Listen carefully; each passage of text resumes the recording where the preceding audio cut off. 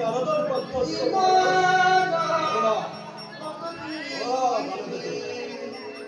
আত্মারে দেবরে আমি মহারাজ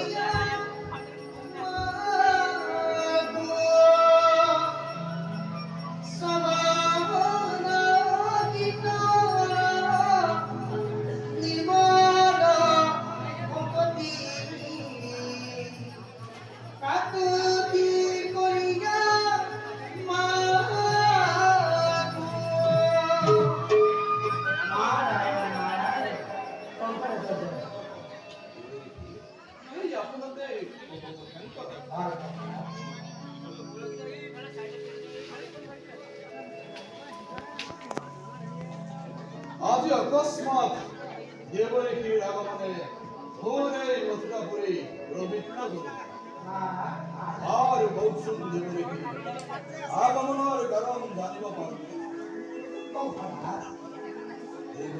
তুমি তো অতি প্রিয় হে কল্পনা তোমার দুঃখের কোনো কারণ সহ্য করিব পাৰো আৰ সেয়ে তোমাৰ দুঃখ দেখি ধোপনি আহিছো মই তোমাৰ সমীপে পিছে কংসৰ আছে কথা কওঁ শুনা তোমার বিরুদ্ধে এই মথুরাপুরী ঘোর ষড়যন্ত্র চলিছে কংসরাজ তোমার বিরুদ্ধে কিন্তু ঘোর ষড়যন্ত্র চলিছে আর কি বার্তা দিবলৈকে আহিছে মই তোমাৰ সমীপে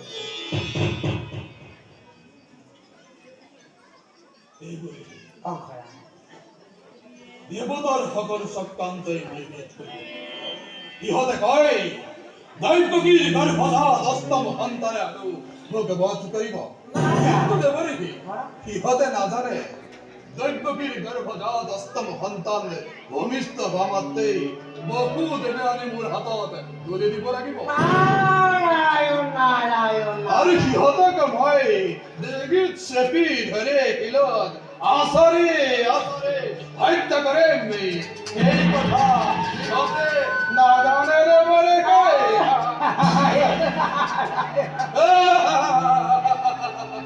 তাতেই তো ভুল করিলা কংসরা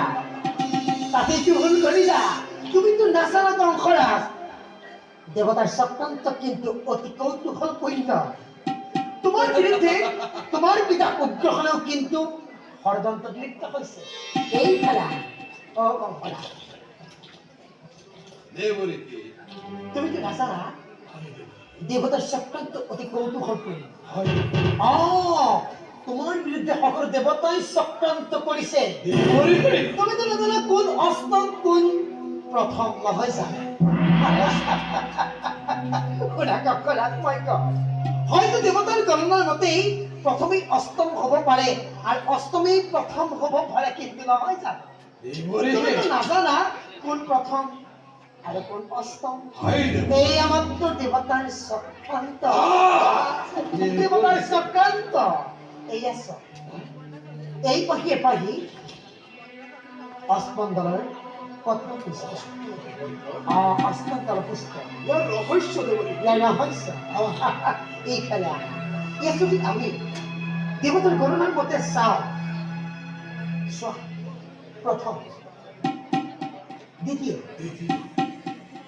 তৃতীয় চতুর্থ পঞ্চম ষষ্ঠ সপ্তম এইয়া এই অষ্টম নহয় অষ্টম আৰু যদি আমি মনুষ্যৰ গণনাৰ মতে গণনা কৰো তেন্তে এই চন অষ্টম সপ্তম পঞ্চম চতুৰ্থ তৃতীয় দ্বিতীয় আসলে আমি এতিয়া মই তোমাক কৈছো কংসৰা আছে এই গতিকে কৈছো প্ৰথমেই অষ্টম অষ্টমী প্ৰথম অষ্টমী অষ্টম প্ৰথম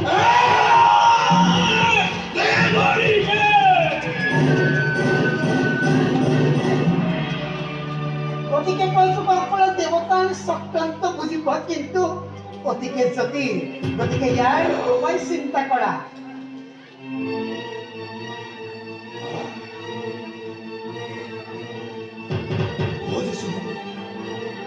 ওর শরণাগত হওয়ার ভয়ত দেবতার মনজ্জে তাপ বলছে এর প্রত্যক্ষ সকল শরণাগত ভিতকাঙ্ক্ষে দেবর মেরে কথা বলিলাম ওই শুনিল মহারাজ কিন্তু এই কালতে তুই এত বিচার কৰিবলৈ শিকা নাই কি মাত্ৰ আদেশ পালন আৰু অহি চালনা কৃষ্ণ কি ৰাধাতে সত্তৰ কলিতাৰে নদী বোৱাবলৈ লাগে মাত্ৰ আদেশ কৰক মহাৰাজ মুহূৰ্ততে গৈ এনেদৰে নহয় শুনা বহুদেৱ দেৱকে গ্ৰন্থকাৰ কাৰাগাৰত বন্দী কৰি